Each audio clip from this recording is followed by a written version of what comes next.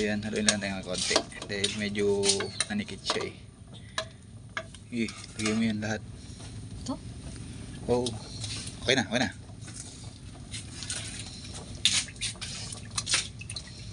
Yan ang isa pang papasarap.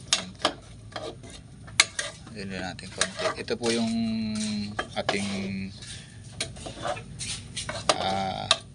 masarap na recipe ng bangus na bilasa or bulok na siya. Hindi naman siya bulok na siguro sa iba kasi hindi naman may antot na rin kasi yung tiyan niya.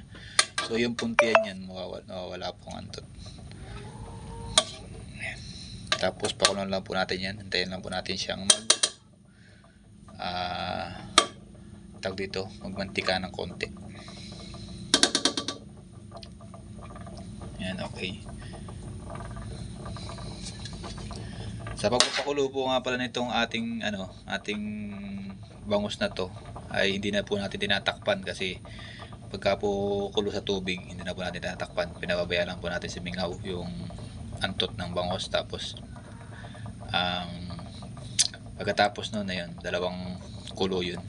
So yan dito, okay na, wala na siyang antot, tatakpan natin para makulob naman yung lasa ng gata manood sa ating bangus.